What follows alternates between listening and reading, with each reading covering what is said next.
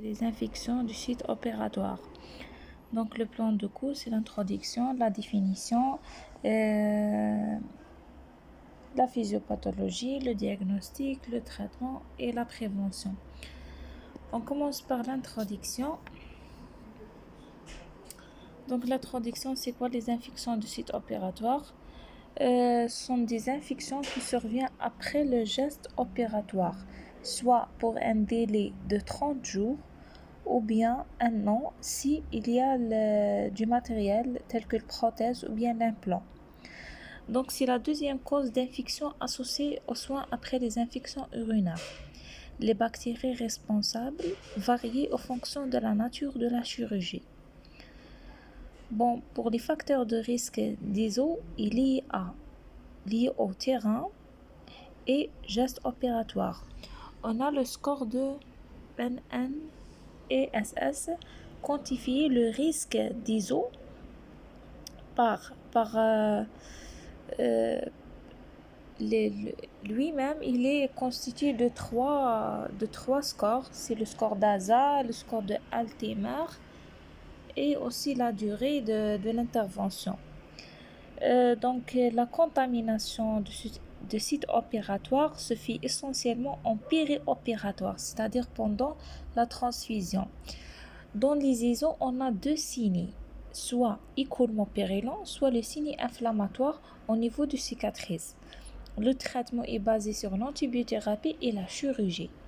La prévention se fait par des mesures en préopératoire, périopératoire et post-opératoire, avec l'indication de l'antibioprophylaxie. Donc c'est ça, on passe aux définitions. Donc dans les ISO, on a deux groupes, soit superficielle, soit profonde. Superficielle, c'est-à-dire affectant la peau ou les tissus situés au-dessus de la ponevrose. Mais profonde, c'est les tissus situés au-dessous de la ponevrose. L'ISO défini par soit écoulement purulent provient d'une cicatrice, soit isolement d'un agent infectieux plus PNN à l'examen direct et la culture du prélèvement, soit des signes inflammatoires locaux, soit des signes d'infection lors de réintervention, l'examen histopathologique ou bien l'imagerie.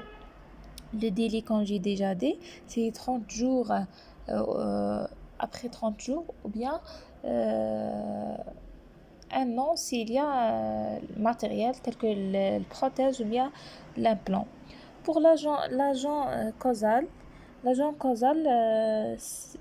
est fonction de site opératoire et fonction aussi de type de chirurgie. On a les types de chirurgie, je vais par la suite détailler selon la classification de Altimer. On a soit propre, contaminé, soit sale. Donc, si on a une chirurgie propre, telle que la chirurgie cardiaque et l'orthopédie programmée, on évoque la flore cutanée, Staphylococcus aureus, Staphylococcus coagulase négatif. Si les chirurgies non propres, c'est-à-dire contaminées ou bien sales, dans ce cas, on évoque beaucoup plus la flore digestive, c'est E. coli, les entérocoques, pseudomonas. Et dans ces cas, souvent, on trouve des polymicrobiens. Les facteurs de risque sont liés au terrain, le geste opératoire et on a d'autres facteurs. Liés au terrain comme l'âge extrême de vie, l'immunodépression, l'obésité et la dénutrition. Pour les gestes opératoires, on a la classification de Altimer, que je vais les détailler par la suite. Et on a d'autres facteurs comme la chirurgie en urgence. On ne peut pas faire vraiment les précautions lorsqu'on est en cas d'urgence. Et on a les chirurgies prolongées aussi. L'expérience aussi joue un rôle d'expérience de l'opérateur. Et si on a hémorragie, c'est pas la même chose pour une geste stable. On passe directement au score. On a le score principal, le score NNESS, qui est basé sur trois critères. Premièrement, le score de Altimer, le score d'ASA et la durée.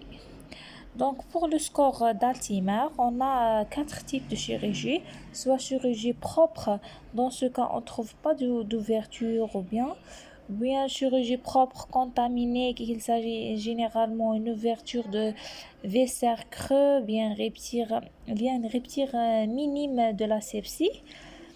Et si contaminé, c'est-à-dire traumatisme ouvert moins de 4 heures, chirurgie sur la bile, digestive.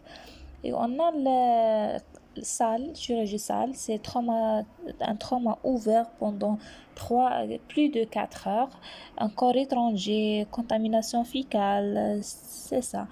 Donc pour le contaminé et la chirurgie sale, si on a contaminé, on donne un point. Si la chirurgie sale, on donne un point. Pour deuxième score de DASA, on a cinq stades. Première, il n'y a pas d'autre affection que l'acte chirurgical. Deuxièmement, il y a perturbation modérée de grande fonction. Troisièmement, perturbation grave de grande fonction. Quatrièmement, c'est un risque vital. Et cinquièmement, patient moribond. Donc, si on a le troisième, bien le quatrième, le cinquième, on donne un point. Un point pour troisième, un point pour quatrième et un point pour cinquième. Et on terminera par la durée. Si c'est supérieur à 75 percentiles, on donne un point. Donc, le maximum, c'est 3 points. Lorsqu'on a 3 points, on a le risque de 3,9. Si on a 2 points, risque de 4,1. 1 point, 1,4 et 0, il y a le risque de 0,6. Donc, c'est ça. Maintenant, on dit que la contamination des eaux se fait essentiellement en périopératoire, c'est-à-dire lors de l'intervention. Donc, pour l'agent causal, c'est en fonction de la chirurgie.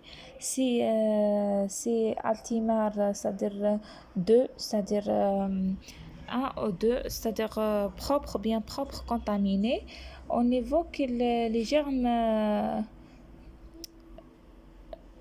de la flore cutanée, c'est-à-dire Staph aureus ou bien Staph coagulans. Si les 3 ou 4, c'est-à-dire contaminés au sol, on évoque des germes de site opératoire. La transmission se fait par aérien, maniporté ou bien conjugué si on a un flore endogène, soit cutané, soit digestif. Maintenant, pour le diagnostic, donc l'incubation, bien généralement, l'ISO survient après 5 jusqu'à le 20e jour en post-op, parfois plus. La date de l'apparition est en fonction de la virulence de germe. Donc les signes, on a surtout des signes inflammatoires au niveau des cicatrices, type douleur, chaleur, rougeur, odeur, et écoulement purulent. Donc la fièvre est un signe inconstant. Si on a une infection profonde, c'est l'indication de faire imagerie. Pour une ponction de la reprise de la chirurgie, permettre de confirmer le diagnostic de ISO grâce à des prélèvements par l'identification de l'agent infectieux.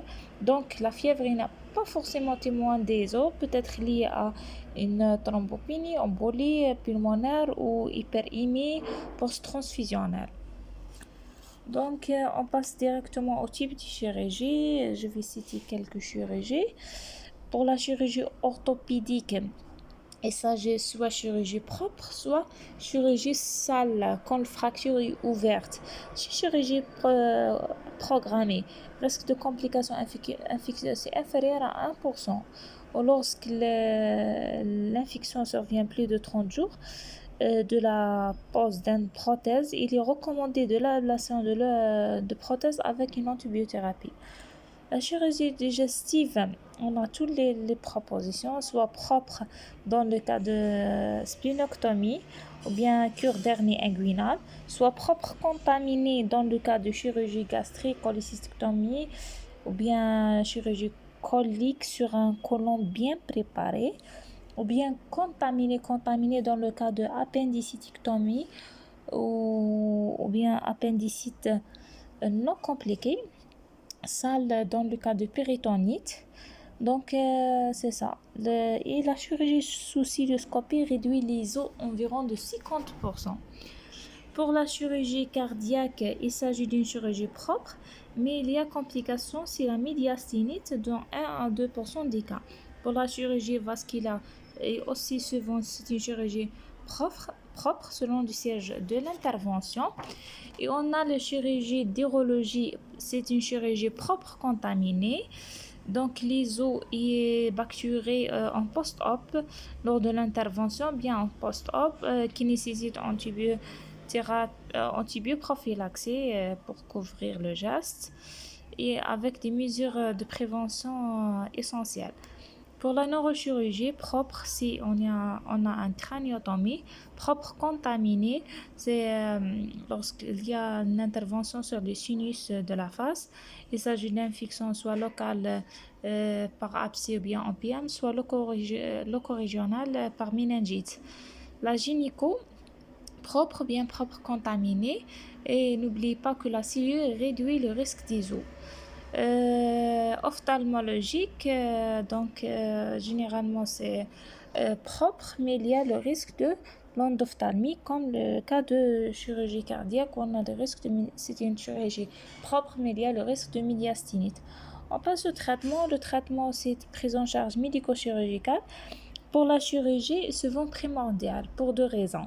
La première fait appel à débridement, drainage de l'abcès.